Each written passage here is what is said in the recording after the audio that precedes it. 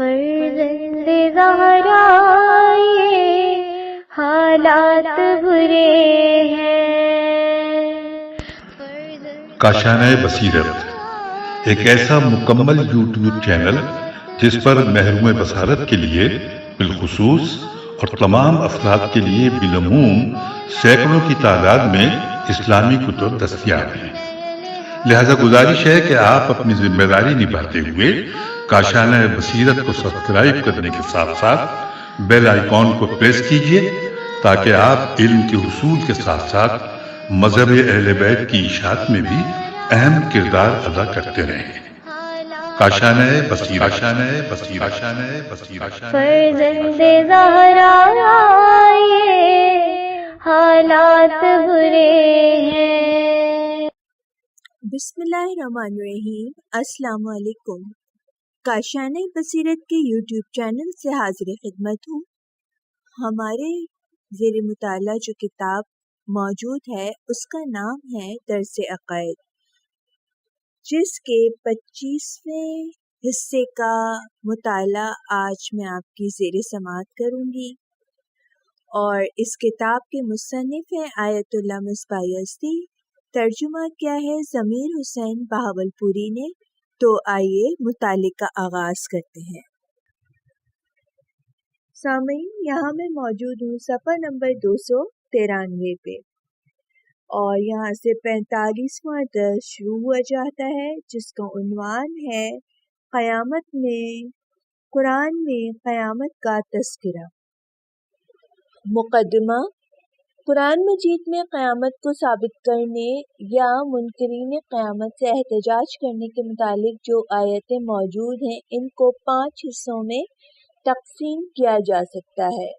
Number 1، وہ آیتیں جو اس بات کی طرف اشارہ کرتی ہیں کہ منکرین قیامت کے پاس قیامت کے انکار کے اوپر کوئی دلیل نہیں ہے، یعنی ان کے پاس انکار قیامت کے لیے کوئی دلیل موجود نہیں ہے۔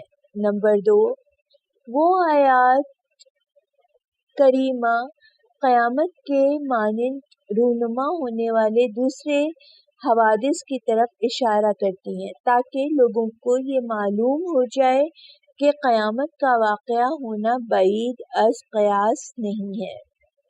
نمبر 3، وہ آیات جو قیامت کے منکرین کے شبہات کو رد اور اس کے واقع ہونے کو ثابت کرتی ہیں۔ نمبر 4، وہ آیتیں جو اس بات کی طرف اشارہ کرتی ہیں کہ قیامت خدا کا ایک حتمی اور سچا وعدہ ہے جس میں تبدیلی نہیں آ سکتی، اور در حقیقت قیامت کے برپا ہونے کو سچے خبر دینے والے کی خبر کے ذریعے ثابت کرتی ہیں۔ نمبر 5، وہ آیات شریفہ جو قیامت کی ضرورت پر عقلی دلیلوں کی طرف اشارہ کرتی ہیں۔ در حقیقت آیت کریمہ کے ابتدائی 3 گروہ امکان وقوع قیامت سے متعلق ہیں اور دوسرے 2 گروہ قیامت کی ضرورت سے متعلق ہیں۔ قیامت کا انکار بے دلیل قرآن مجید نے باطل عقائد رکھنے والوں کے مقابل میں احتجاج کی جو روش اپنائی ہے وہ یہ ہے کہ ان سے دلیل کا مطالبہ کیا ہے تاکہ یہ ظاہر اور واضح ہو جائے کہ ان کے فاسد اور باطل عقائد عقل و منطق کی بنیاد پر نہیں ہیں۔ چنانچہ کئی آیتوں میں یہ ارشاد ہوتا ہے کہ اے پیغمبر، ان سے کہہ دیجئے کہ اگر تم سچے ہو تو دلیل لے کر آؤ، اور اسی کی مانند دوسرے مقامات پر بھی اسی لب و لہجے میں ارشاد ہوا ہے کہ ایسے غلط عقیدہ رکھنے والے کسی واقعی اور دلیل کے ذریعے ثابت چیز پر عقیدہ نہیں رکھتے، بلکہ بے دلیل وہم و گمان اور غیر واقعی خیالات پر ہی اکتفا کرتے ہیں۔ منکرین قیامت کے متعلق فرماتا ہے، اور یہ لوگ کہتے ہیں کہ یہ صرف زندگانی دنیا ہے، اسی میں مرتے ہیں اور جیتے ہیں، اور زمانہ ہی ہم کو ہلاک کر دیتا ہے، اور انہیں اس بات کا کوئی علم نہیں ہے کہ یہ صرف ان کے خیالات ہیں اور بس۔ اور اسی طرح دوسری آیت شریفہ میں بھی اسی نقطے کی طرف اشارہ ہوا ہے کہ قیامت کا انکار صرف وہم و گمان اور بغیر کسی دلیل و برہان کے ہے، اگرچہ ممکن ہے کہ اگر یہ بے دلیل مدعی خواہشات اور ہوا پرستی کا پیش خیمہ بن جائے تو ہوا پرست افراد سے قبول کر لیں گے، لیکن آہستہ آہستہ تدریجاً یہ مدعی ارتکاب گناہ کی وجہ سے اعتقاد اور یقین کی صورت اپنا لے گا، حتیٰ کہ لوگ اپنے اس موہوم عقیدہ پر ہٹ دری سخت پابندی سے کام لینے لگیں گے۔ قرآن مجید نے قیامت کا انکار کرنے والوں کے قول کو نقل کیا ہے جو نہایت بعید، اور اگر ان لوگوں نے کوئی شبہ بھی کیا تو وہ بھی نہایت ہی ضعیف اور سست اور بے اہمیت ہے۔ اب ایسی صورت میں ایک طرف تو پروردگار قیامت سے مشابہ حوادث کا ذکر کرتا ہے تاکہ وقوع قیامت کے بعید ہونے کا تصور دور ہو جائے، اور دوسری طرف ان شبہات کے جوابات کی طرف اشارہ کر رہا ہے تاکہ اس سلسلے میں کوئی شک و شبہ باقی نہ رہ جائے اور قیامت کا آنا ثابت ہو جائے، لیکن صرف اسی پر اکتفا نہیں کیا اور اس وعدے خدا کے حتمی اور ضروری ہونے اور وحی کے ذریعے لوگوں پر حجت تمام کرنے کے ساتھ ساتھ قیامت کی ضرورت پر عقلی دلیلوں کی طرف بھی اشارہ کیا ہے، جیسا کہ آئندہ درسوں میں بیان کیا جائے گا۔ یہاں انڈر لائن جو سطور موجود ہیں، سورہ بقرہ آیت 111، سورہ انبیاء آیت 24، نمل آیت 64، مومنون 117، نساء 151، انعام 119، 148، کہف 5، حج 71، 8 اور 3، عنکبوت 8، روم 29، لقمان 20، غافر 42، زخرف 20، نجم 28، جاسیہ 24 اور 4، قصص 39، کہف 34، صاد 27، جاسیہ 32، انشقاق 14، قیامت 5، روم آیت 10، مطفین 10، 14، نحل آیت 38، ہود آیت 7، اسراء آیت 51، صافات آیت 14، 53، دخان آیت 34، احقاف آیت 18۔ وہ امور جو ایک دوسرے کے مانند ہیں، حکم واحد کا درجہ رکھتے ہیں، خواہ امکان کا حکم ہو یا عدم امکان کا حکم۔ حکم الامثال فی ما یجور و ما لا یجور واحد۔ اگلی ہیڈنگ ہے یہاں پر قیامت کے مانند دوسرے حوادث۔ یہاں ہو سکتا ہے مس پرنٹ ہوا ہو قیامت کے مانند دوسرے حوادث۔ اچھا، میں آپ کو ہجے بھی پڑھ کر سنا دوں اس کی۔ میم الف ما نون دال لکھا ہوا ہے، قیامت کے مانند دوسرے حوادث۔ الف، سبزوں کا اگنا، مرنے کے بعد انسان کا دوبارہ زندہ ہونا اس حیات ما بعد الموت کے مانند ہے، اور اس کی مثال سبزہ اگنے کی طرح ہے۔ جس طرح زمین میں سبزہ خشک ہو جانے کے بعد دوبارہ اگتا ہے، اسی طرح انسان مرنے کے بعد زندہ ہوگا۔ اگر انسان روزمرہ وقوع میں آنے والے واقعات کو پیش نظر رکھے اور اس میں غور و فکر کرے تو یہ اس کے لیے اپنی موت کے بعد دوبارہ حیات کو سمجھنے کے لیے کافی ہیں، اور چونکہ انسان روزمرہ کی ان تمام چیزوں کو دیکھنے کا عادی ہو چکا ہے، لہٰذا ایسے مناظر کو وہ کوئی خاص اہمیت نہیں دیتا اور بہت ہی آسان اور سادہ سمجھتا ہے، ورنہ پیدائش کے لحاظ سے سوکھی ہوئی گھاس کے دوبارہ سبز ہونے اور انسان کے مرنے کے بعد دوبارہ زندہ ہونے میں کوئی فرق نہیں۔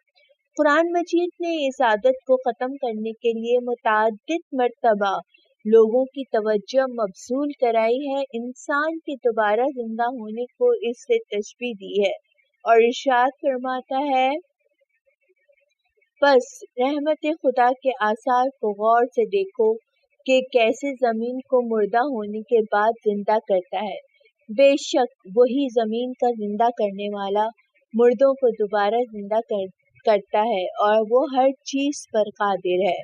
انڈر لائن آیات اعراف 57، حج 5 اور 4، روم 19، غافر، فاطر 9، فصلت 19، زخرف 11، قاف 11، روم 50۔ بے اصحاب کہف کا سونا۔ قرآن مجید اصحاب کہف کی عجیب و غریب داستان کو بیان کرنے کے بعد ارشاد فرماتا ہے، اور اس طرح ہم نے قوم کو ان کے اصحاب کہف حالات پر مطلع کر دیا تاکہ انہیں معلوم ہو جائے کہ اللہ کا وعدہ سچا ہے اور قیامت آئے گی، اس میں کسی طرح کا شک و شبہ نہیں ہے۔ حقیقتاً ایسا عجیب و غریب حادثہ کہ چند افراد صدیوں شمسی اعتبار سے 300 سال اور قمری لحاظ سے 309 سال سوتے رہیں اور ان کے بعد بیدار اور اس کے بعد بیدار ہو جائیں، انسان کو قیامت کی طرف متوجہ کرنے اور یہ واضح کرنے کے لیے کہ قیامت کا وقوع قریب قیاس ہے اور بعید نہیں ہے، نہایت مؤثر اور کامیاب ہے، کیونکہ انسان کا سونا موت کے مثل ہے۔ النوم اخو الموت، سونا موت کا بھائی ہے اور جاگنا اسی کی حیات کی مانند ہے جو موت کے بعد حاصل ہو، لیکن نیند کے عالم میں یا سونے کی حالت میں عموماً انسان کا جسم اپنی فطری اور طبعی حالت زندگی کے آثار کے ساتھ بیولوجک پر برقرار رہتا ہے اور روح کا جسم بھی میں واپس آنا کوئی تعجب خیز بات نہیں ہے، لیکن اگر یہی جسم 300 سال سوتا رہے اور وہ بھی بغیر آب و دانے کے، تو ایسی صورت میں بدن کے فطری نظام میں خلل پڑنا چاہیے اور اس جسم کو تباہ و برباد ہو جانا چاہیے اور روح کو دوبارہ اس میں آنے کی صلاحیت کھو دینا چاہیے، لیکن یہ غیر معمولی معجزہ الہی انسان کی فکر کو اس معمولی نظام کے پس پردہ دوسری حقیقت کی طرف متوجہ کرتا ہے، جس کا مفہوم یہ ہے کہ روح کا جسم میں دوبارہ پلٹ کر آنا ہمیشہ عادی اور معمولی اسباب و شرائط کے ہونے یا نہ ہونے کا محتاج ہے، لہذا انسان کو دوسری زندگی بھی اگرچہ اس طبعی اور فطری نظام کے خلاف ہی کیوں نہ ہو کوئی ممانعت نہیں رکھتی، وعدہ پروردگار کے مطابق محقق ہو کر رہے گی۔ جیم، حیوانات کا زندہ ہونا۔ اسی طرح قرآن کریم غیر عادی طریقے سے زندہ ہونے والے چند حیوانوں کی طرح بھی اشارہ کر رہا ہے، جن میں سے 2-4 پرندے ہیں جو حضرت ابراہیم کے ہاتھوں زندہ ہوئے تھے، دوسرے وہ گدھا جس پر جناب عزیر سوار ہوتے تھے۔ اس کے بعد دوبارہ زندہ ہونے کی طرف قرآن نے اشارہ کیا ہے، اور جب حیوان کا زندہ ہونا ممکن ہے تو انسان کا زندہ ہونا بھی ناممکن نہیں ہوگا۔ دال، اسی دنیا میں بعض انسانوں کا زندہ ہونا۔ سب سے زیادہ محب بات یہ ہے کہ بعض افراد اسی دنیا میں دوبارہ زیور حیات سے آراستہ ہوئے ہیں کہ جس کے چند نمونے خود قرآن مجید نے بیان فرمائے ہیں۔ انہی افراد میں سے ایک بنی اسرائیل کے نبی ہیں جو ایک سفر کے دوران ایک ایسے قریے سے گزرے जहाँ के लोग हलाक और नाबूद हो चुके थे और इनके आसार फना हो चुके थे। जब आपकी नज़र इन अफराद पर पड़ी तो बेसाख्ता जहन में ये ख्याल पैदा हुआ कि ये अफराद दोबारा क्यों कर जिंदा हो सकते हैं।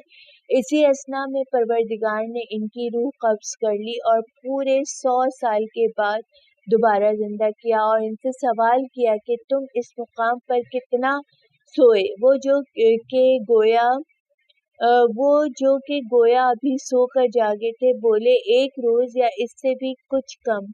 खिताब हुआ, नहीं बल्कि तुम को यहाँ पर 100 साल हो गए। देखो, एक तरफ तुम्हारा आबोदाना बिल्कुल सही और सालिम है, लेकिन दूसरी तरफ तुम्हारे गधे का क्या हाल है जिसकी हड्डियां बिखरी हुई हैं। अब सिर्फ ये देखो कि हम कैसे इन हड्डियों को आपस में जोड़ते हैं और इस पर गोश्त चढ़ाते हैं और इसे दोबारा जिंदा कर देते हैं। दूसरा वाक़या बनी इसराइल का वो गिरोह जिसने हजरत मूसा से कहा कि जब तक हम खुदा को अपनी आंखों से न देख लेंगे हरगिज ईमान नहीं लाएंगे। अंडरलाइन आयत बकरा आयत 240, बकरा आयत 259। लिहाजा खुदा ने इन्हें आसमान से एक बिजली गिराकर हलाक कर दिया, लेकिन फिर हजरत मूसा की दरख्वास्त पर खुदा ने इन्हें दोबारा जिंदा कर दिया। एक और वाक़या बनी इसराइल का, एक शख्स हजरत मूसा के ज़माने में कत्ल कर दिया गया था और ज़िबा की हुई गाय के एक हिस्से को इससे मस किया गया और वो जिंदा हो गया। इसकी तफसील सूरह बकरा में मौजूद है। नेज़ इस सूरह मुबारका के वजह तस्मिया भी यही है। फिर इरशाद हुआ, इसी तरह खुदा मुर्दों को जिंदा करता है और इसकी निशानियों को तुम्हारे सामने रखता है ताकि शायद तुम्हें कुछ अकल आ जाए। और इसी तरह हजरत ईसा के मौजूदे के जरिए बास मुर्दों का जिंदा होना, ये वो नमूने हैं जिनको क़यामत के वक़ू के इम्कान के सिलसिले में पेश किया जा सकता है। सवालात। नंबर 1, कुरान क़यामत का इनकार करने वालों के साथ किस तरह पेश आता है, बयान कीजिए। नंबर 2, सब्ज़े का उगना इंसान के दोबारा क़यामत में जिंदा होने से क्या शबाहत रखता है, इससे मुतालिक कुरान का क्या बयान है। नंबर 3, अस्हाब कहफ की दास्तान से क़यामत से मुतालिक कौन सा नुक्ता समझ में आता है। नंबर 4, हजरत इब्राहिम के हाथों परिंदों के जिंदा होने को बयान करते हुए क़यामत के मौजू से इसके राब्ते को बयान कीजिए और शरह पेश कीजिए। नंबर 5, कुरान मजीद में जिंदा होने वाले में किन लोगों का जिक्र मौजूद है। यहाँ अंडरलाइन कुछ आयत दी गई हैं।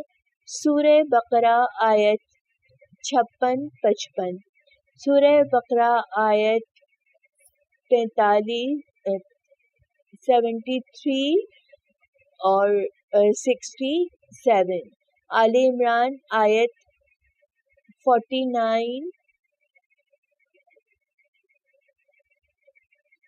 मायदा आयत 110। और सामईन कराम, यहाँ पे हमारे 45वें दर्स का इख्तिताम हो गया है। अब हम बढ़ रहे हैं 46वें हिस्से की तरफ, और जिसका उन्वान है मुनकरीन के शुबहात के लिए कुरान मजीद का जवाब, फना होने के बाद दोबारा पलटने का शब्द।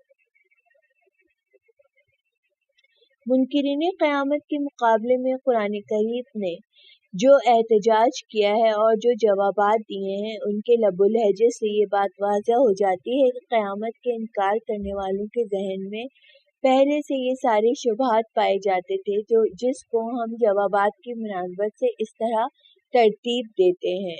नंबर 1, फना होने के बाद दोबारा पलटने का शुबहा। इससे पहले इस बात की तरफ इशारा कर चुके हैं कि कुरान करीम इन लोगों के मुकाबले में जो ये कहते हैं कि कैसे मुमकिन हो सकता है कि इंसान मरने के बाद दरहाल ये कि इसका जिस्म पाश पाश होकर नाबूद हो गया है, वो दोबारा जिंदा हो जाए। جواب دیتا ہے، جس کا مفہوم یہ ہے کہ تمہارے وجود کی شناخت تمہاری روح کے ذریعے ہے، نہ کہ تمہارے بدن کے اعضاء و جوارح کے ذریعے جو زمین میں بکھر جاتے ہیں۔ اس گفتگو سے اس بات کا استفادہ ہوتا ہے کہ کافروں کے انکار کا سرچشمہ اور اس کا سبب فلسفے کا وہی شبہ ہے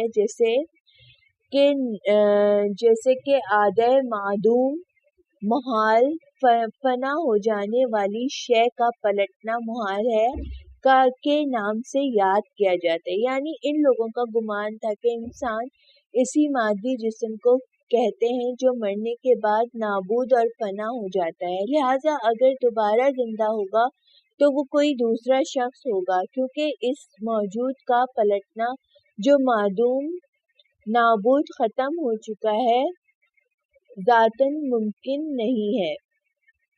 اس شبے کا جواب قرآن کریم کے بیان سے واضح ہو جاتا ہے، اور وہ یہ ہے کہ ہر انسان کی اپنی پہچان ہے اور اس کی شخصیت اس کی روح سے وابستہ ہے، بلکہ یوں کہا جائے کہ معاد و قیامت آدائے معدوم فناشی کا پلٹنا نہیں ہے، بلکہ اس موجود کی روح کی بازگشت کا نام ہے۔ انڈر لائن آیت سجدہ آیت 10 اور 11۔ نمبر 2، بدن میں دوبارہ حیات پانے کی صلاحیت نہ ہونے کا شبہ۔ پہلا شبہ قیامت کے امکان ذاتی سے مربوط تھا، اور یہ شبہ اس امکانو قوی سے متعلق ہے، امکانو وقوعی سے متعلق ہے، یعنی آیا ایسا واقعہ ہونا ممکن ہے؟ یعنی اگرچہ بدن میں روح کا پلٹ آنا عقلی لحاظ سے محال اور ناممکن ہے اور فرض کرنے کی صورت میں کوئی تناقض نہیں پایا جاتا، لیکن اس کا واقعہ ہونا بدن کی قابلیت و صلاحیت کے اوپر موقوف ہے کہ جس کو آہستہ آہستہ تدریجی صورت میں فراہم ہونا چاہیے۔ مثلاً رحم میں ایک نطفہ قرار پانے اور اس کے رشت و نمو کی ساری مناسب شرطیں مہیا ہوں تاکہ وہ آہستہ آہستہ مکمل جنین کی شکل اختیار کر لے اور ایک انسان کی صورت میں بدل جائے، لیکن وہ بدن جو گلنے کے بعد ختم ہو گیا ہے، اس میں اب حیات کی صلاحیت نہیں پائی جاتی کہ دوبارہ زندہ ہو سکے۔ اس شبے کا جواب یہ ہے کہ دنیا کا یہ ظاہری نظام صرف ممکن نظام نہیں، بلکہ تجربات کی بنیاد پر اس دنیا میں جن اسباب اور علتوں کو پہچانا گیا ہے وہ منحصر و محدود نہیں ہے، اور اس کی دلیل یہ ہے کہ اسی دنیا میں غیر معمولی حوادث وجود میں آتے ہیں، جیسے بعض حیوانوں کا زندہ ہونا یا بعض انسانوں کا زندہ ہونا۔ قرآن مجید میں مذکورہ بعض غیر معمولی حوادث کے ذریعے اس جواب کو حاصل کیا جا سکتا ہے۔ نمبر 3، فاعل کی قدرت کے بارے میں شبہ۔ ایک دوسرا شبہ یہ پایا جاتا ہے کہ ایک واقعے کے وجود میں آنے کے لیے ذاتی امکان اور قابلیت کے علاوہ فاعل کی قدرت کی بھی شرط پائی جاتی ہے، اور یہ کہاں سے ثابت ہے کہ خدا مردوں کو زندہ کرنے پر قدرت رکھتا ہے، مردوں کو زندہ کرنے پر قدرت رکھتا ہے؟ یہ ہے بے پناہ بنیاد شبہ ان لوگوں کی ایجاد ہے جو خدا کی لامحدود قدرت کو نہیں سمجھ سکے، اور اس کا جواب یہ ہے کہ خدا کی قدرت کی کوئی حد و انتہا نہیں ہے اور ہر ممکن شے سے اس کا تعلق ہے، جیسا کہ اس بے کراں عظیم دنیا کو اس نے پیدا کیا ہے۔ یہاں آیت کوٹ کی گئی ہے، کیا تم نے نہیں دیکھا کہ جس خدا نے آسمانوں اور زمین کو پیدا کیا ہے اور اس کے پیدا کرنے میں اسے کوئی دقت اور پریشانی نہیں ہوئی، وہ خدا مردوں کو دوبارہ زندہ بھی کر سکتا ہے کیونکہ وہ ہر چیز پر قادر ہے۔ اس کے علاوہ دوبارہ زندہ کرنا پہلی بار پیدا کرنے سے زیادہ سخت بھی نہیں ہے کہ جس میں زیادہ قدرت کی ضرورت پڑے، بلکہ یہ کہا جا سکتا ہے کہ پہلی خلقت سے آسان ہے، کیونکہ دوبارہ زندہ کرنے میں سوائے روح کے پلٹنے کے اور کچھ نہیں ہے۔ यहाँ रेफरेंस लिया गया है अहकाफ 33, यासीन 81, असरा 99, साफात आयत 11, नाज़िआत आयत 27। और यहाँ पर एक और आयत कोट की गई है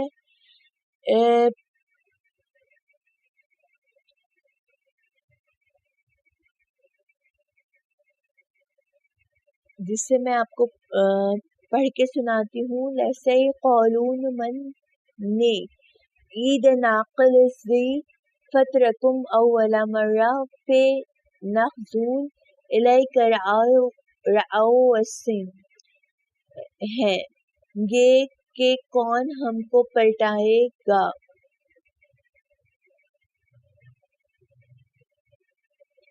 और दोबारा जिंदा करेगा। कह दो कि हम कि वही जिसने तुम्हें पहली बार पैदा किया है, बस वो लोग तुम्हारे सामने सर हिलाएंगे और इसके जवाब पर ताज्जुब करेंगे।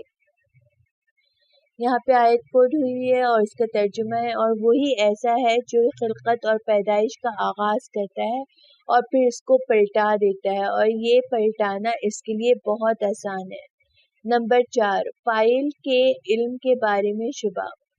एक और शुबा ये है कि अगर खुदावंद आलम इंसानों को जिंदा करे और इनको इनके अमाल की जजा या सजा दे, तो इसके लिए इसे ज़रूरी होगा कि पहले वो बेशुमार अजसाम को एक दूसरे से अलग करे, ताकि हर एक की रूह को इसी के बदन में दाखिल करने और दूसरी तरफ सारे अच्छे और बुरे कामों को भी याद रखे, ताकि इसी के लिहाज से जजा या सजा तजवीज़ करे। और ये कैसे मुमकिन हो सकता है कि वो सारे बदन जो मिट्टी बन चुके हैं और इसके ज़र्रात आपस में मिल गए हैं, इनको एक दूसरे से जुदा करके इसको पहचाने। और कैसे मुमकिन है कि हजारों बल्कि करोड़ों साल तक हर इंसान के अमालों, रफ्तारों, किरदार का रिकॉर्ड महफूज रखे और इसकी नज़ारत करता है और फिर इन सब का फैसला करे।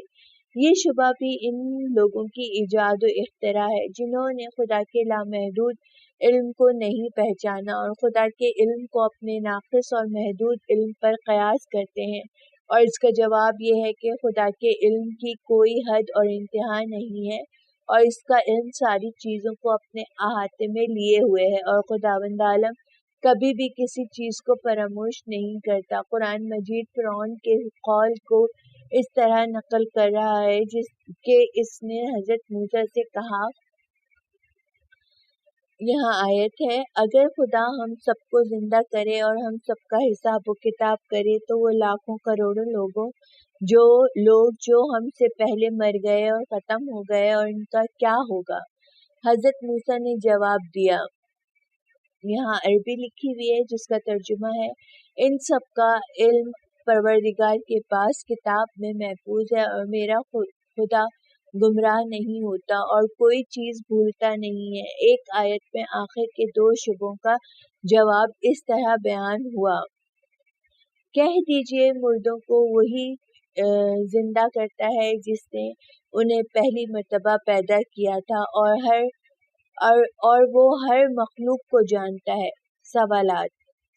नंबर 1, फना होने के बाद दोबारा पलटना मुहाल है, इस शुबे और इसका जवाब बयान कीजिए। नंबर 2, बदन में दोबारा हयात पाने की काबिलियत ना होने का शुबा और इसका जवाब तहरीर करें। नंबर 3, फाइल की कुदरत से मुताल्लिक शुबा और इसका जवाब बयान करें। नंबर 4, फाइल के इल्म से मुताल्लिक शुबा और इसका जवाब बयान करें। अंडरलाइन जो आयत मौजूद हैं, ताहा आयत 51-52, क़ाफ आयत 402, यासीन आयत 109 नहीं है, यहाँ 79। और सामईन किराम, यहाँ पे मैं अपने मुताले को रोक रही हूँ और मैं मौजूद हूँ صفحہ نمبر 302 پر۔ انشاءاللہ دوبارہ حاضر ہوں گی، جب تک کے لیے خدا حافظ۔